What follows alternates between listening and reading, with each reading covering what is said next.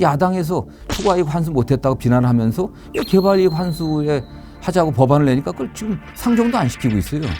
참 묻고 싶습니다. 어쩌자는 거예요, 이거는.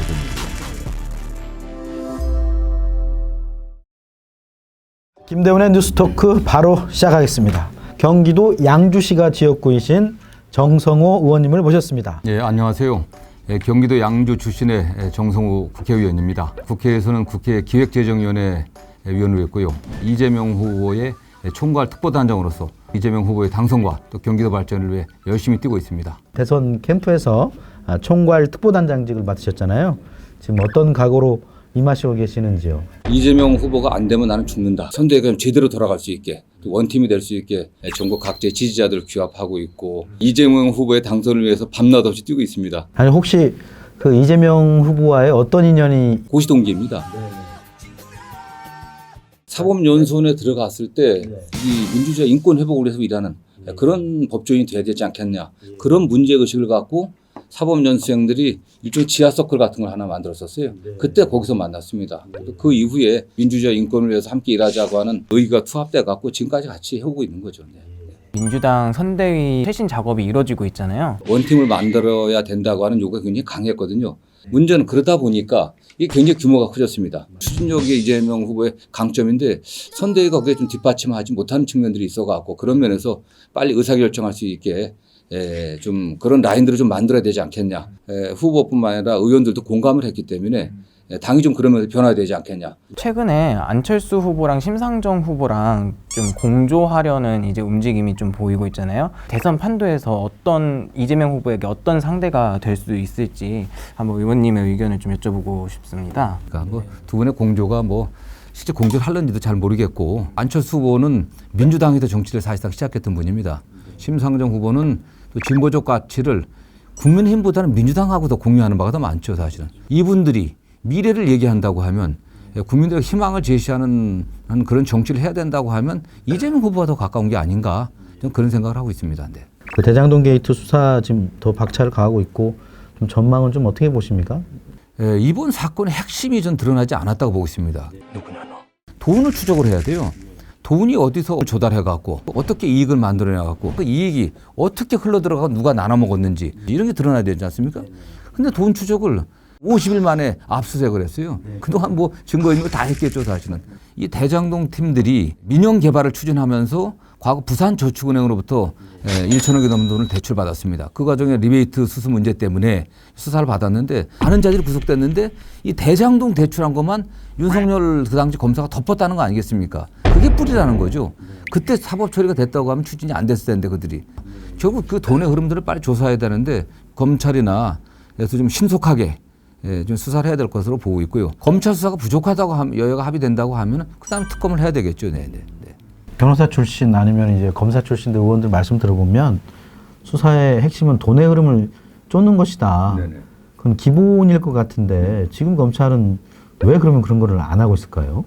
모르겠습니다. 제가 여당 국회의원이 검찰이 잘못됐다고 하기도 좀 민망하긴 한데 부패한 언론계, 부패한 법조계, 또 부패한 정치계 그런 협잡에 의한 범죄 행위가 아닌가 저는 생각을 합니다. 이러한 개발 이익들이 업자들에게 다 들어가지 않게 그 개발 이익 환수에 관련된 법률들이 반드시 통과돼야 됩니다.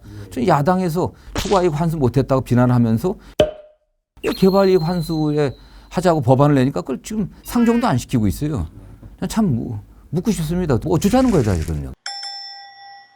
의원님의 지역구가 경기 양주시잖아요. 이제 그래서 그동안 의원님께서 지역 구민들을 위해서 어떤 일을 하셨는지 이런 일들이 좀 궁금합니다. 제 지역구인 양주뿐만 아니라 이 경기 북부 지역이 그동안 굉장히 소외되어 있었습니다. 남북 휴전선이 있는 지역이기 때문에 군사 보호 규제들, 수도권 규제들, 그린벨트 규제들 굉장히 소외되고 낙후되어 있었습니다. 제가 정치를 하면서부터 정말 경기 북부에 빨리 이런 낙후된 데서 벗어나려고 하면 도로나 철도라든가 또 산업시설들 이런 것들 기반시설들 갖춰야 되기 때문에 여기 집중을 했었습니다. 옥정이라고 신도시가 있는데 신도시에 전철이 들어가질 않아요. 그래서 전천 7호선을 양주, 옥정에 입주시키는 그런 계획을 통과시켜 갖고 이제 공사가 진행 중에 있고요. GTX 신호선이 원래 의정부까지 오기로 돼 있던 것을 또 양주까지 연장시켰고요. 그다음에 지금 제2외곽순환고속도로가 굉장히 진행되고 있습니다. 그다음에 양주가 지금 산업 기반 시설들이 부족해갖고 은현 남면 산업단지 경기도하고 협조를 받아갖고 은남 산업단지를 좀 확정시켰고 양주의 테크노밸리 경기도에서 투자하는 테크노밸리를 지금 저희들이 좀 추진하고 있고요. 또 양주 역세권 개발이라고 해갖고 시청 앞에 좀 도시기반 시설들을 갖춘 역세권을 좀 만들어가고 있습니다. 이런 것들을 저희도 주로 많이 해냈죠. 네, 네. 이 말씀만 들어도 양주가 엄청나게 개발되고 잘 좋은 국회의원을 뽑았다라는 생각이 많이 듭니다.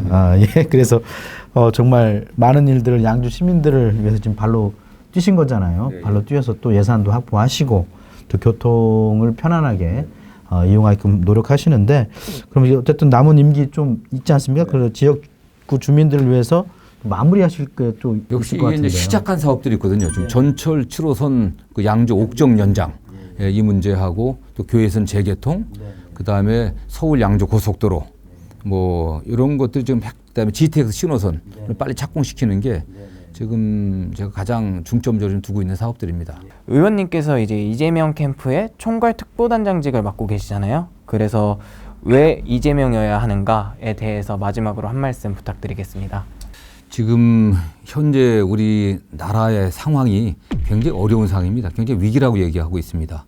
코로나 위기에 따른 소상공인 자영업자들의 위기도 굉장히 심각하고요. 또 부동산 폭등에 따라서 자산 소득의 양극화로 인한 부의 불평등들이 굉장히 심화되고 있습니다. 그 과정에서 2030 세대들은 굉장히 좌절하고 있고 또 희망을 잃고 있습니다. 지금 20대, 30대 세대들이 저축해갖고 자기 집 살 수 있겠습니까? 집값 폭등 때문에 불가능합니다. 그의 정책 목표가 분명하게 그 위기를 극복하는 그 방법으로 이재명이 선택한 성장의 회복, 이전 굉장히 중요하다고 하고 있습니다.